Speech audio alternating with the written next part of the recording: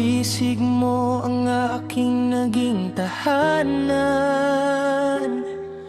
Lumipas ang mga taon nang di ko namamalayan.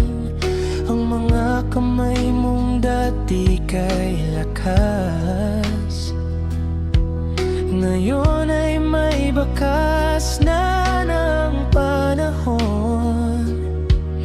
Pero sa'kin ikaw pa rin ang aking lakas. Hindi ko man nasabi ng madalas kung gaano kalaki ang utang kong pagmamahal. Sana sa bawat awit na aking inaawit, marinig mo ang pusong nagpapasalamat. Nay, ikaw ang tahanan sa mundong minsan ay walang kasiguruhan. Kapag ako'y naliligaw at napapagod, sa yakap mo lahat ay nagiging maayos. Nay, ikaw ang dahilan kung bakit patuloy akong nangangarap. At kung dumating man ang araw na ako'y magtagumpay, lahat ng iyon para sa'yo ang aking alay.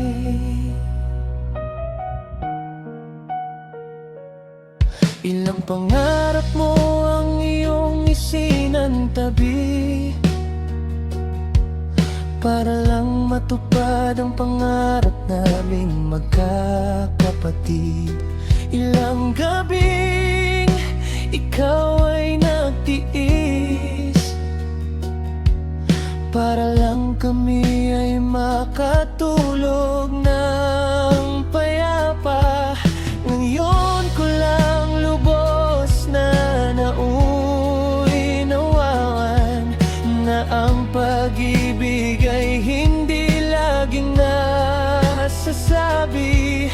Minsan ito'y nasa tahimik mong sakripisyo. Sa bawat kaya ko pa, kahit pagod ka na pala. Nay, ikaw ang tahanan sa mundong minsan ay walang kasiguruhan. Kapag ako'y naliligaw at napapagod, sa yakap mo lahat ay nagiging maayos. Nay, ikaw ang dahilan kung bakit patuloy akong nangangarap. At kung dumating man ang araw na ako'y magtagumpay, lahat ng iyon para sa'yo ang aking alay. Kung mabibigyan ko lang ng panibagong buhay ang bawat araw na para sa amin na iyong inialay, babalik ako sa mga panahong ikaw ay napapagod at ako naman ang yayakap sa'yo ng mahigpit. Hindi ko alam kung sapat ang aking mga salita para tumbasan ang lahat ng ginawa mo. Pero habang may bukas pang naghihintay, pipiliin kong mahalin ka sa bawat araw. Nay, ikaw ang tahanan, ang aking pahinga, ang aking sandalan.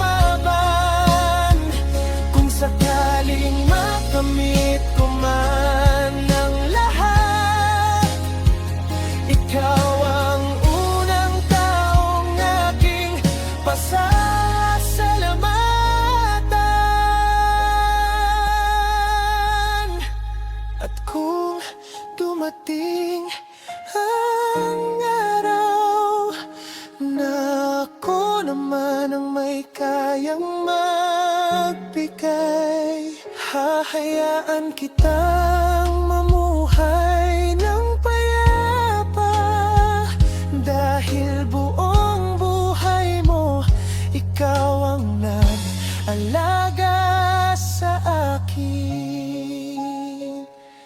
Nay, kung may isang bagay akong gustong malaman mo, mahal na mahal